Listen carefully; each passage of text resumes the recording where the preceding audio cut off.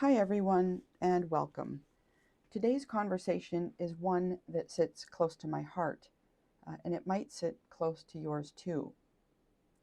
This video was inspired by my work with an 80-year-old patient I met at the hospital where I work, a deeply accomplished, generous person who recently shared that he's been struggling with thoughts of suicide.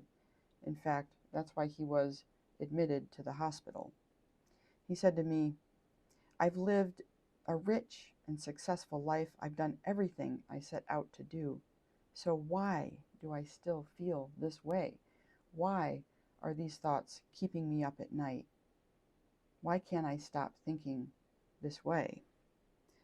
And his question stayed with me. It's actually what I want to explore here with you today. Why we can experience despair even after a full and meaningful life. Now, before I dive in, I do want to mention something. It is important to know that in the U.S., suicide rates for both men and women aged 75 and up are not only rising, but are also higher than any other age group. Learning about mental health at the end of life is a brave and potentially life-saving decision.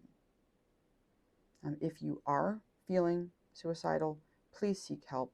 There's a list of resources that you can find via the link in the description box. All right, so I just want to say that this is an important and serious topic, so do get help if you need to. Okay, so Erikson, one of the great thinkers in human development, described this final stage of life as a time when we look back and ask, did my life have meaning? Did I live true to my values? And can I accept the life I've lived, the good and the bad, with a sense of peace? He called this the stage of integrity versus despair. And I'm going to write it down here. I'm just going to write some key concepts down so we can understand the main points here. Okay, so we've got integrity versus despair. So integrity does not mean perfection, it means wholeness. It's being able to see the full picture of your life and say, yes, this was my story and I accept it. So we've got wholeness and acceptance.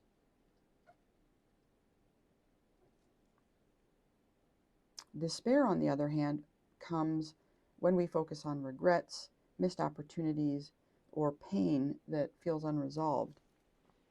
It can lead to sadness, isolation, and sometimes, as in my client's case, thoughts that life no longer has value. Let's write that down here, shall we? Yeah, it can feel like we're focusing on regrets, missed opportunities, even pain that's unresolved, right? But the truth is, this stage isn't about giving up. It's about integration. It's the time when the pieces of our story can finally come together into a fuller understanding of who we are. So we've got this concept of integration, right, or integrity.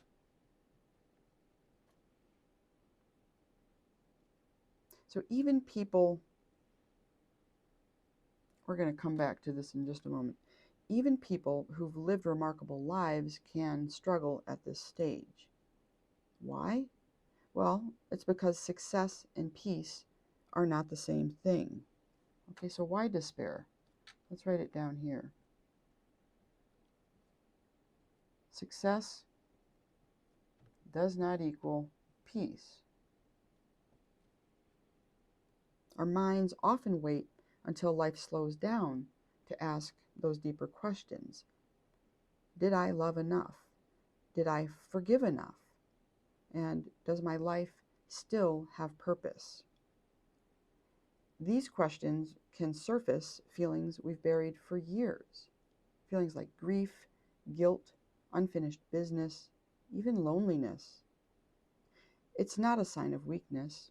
It's a sign that your mind and heart are doing the work of integration, trying to make meaning of the story you've lived. So integration is meaning making. And in a moment, we'll talk about how we can do that. Okay? So that's really, this integration is where healing can begin. So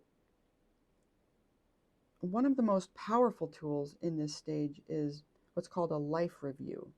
It's a process of revisiting your memories, your relationships, and milestones, but with compassion instead of judgment. When we write our stories down, we can begin to see patterns, connections, and lessons we may have missed. We can reframe old wounds and discover a new sense of peace and even gratitude. And that's why I've created the Life Review Journal. It's a guided tool to help you gently walk through your life's journey, chapter by chapter. It is not about reliving the past. It's about making peace with it, honoring what was, releasing what hurts, and rediscovering the meaning that's been there all along. So healing doesn't happen in isolation. We need spaces where we can be seen, heard, and understood. That's why I also host a life review community, a private membership group where we walk through these questions together. Each session offers support, reflection, and connection with others who understand what it means to be navigating this stage of life. Together, we'll share stories, celebrate growth, and find comfort in knowing that we're not alone in asking these big It's 9 human o'clock. questions. If you or someone you love is facing this season of life and struggling to find peace, know this: you are not broken, you are becoming whole. Your story still matters deeply, and it's never too late to find meaning, forgiveness, and serenity in the life you've lived. If you'd like to begin that journey, I invite you to explore the Life Review Journal and join our community of reflection and renewal. All the details are below. Thank you for sharing this time with me. And if you're struggling with thoughts of suicide, please reach out. You are not alone, and help is available right now. Your life is your story, so let's find meaning together. So what I want to do here quickly is remind you that we have available a life review journal and a life review community. I'll be making more videos like this, so please stay tuned if you're interested in learning more about mental health. Okay, thanks for watching. Bye for now.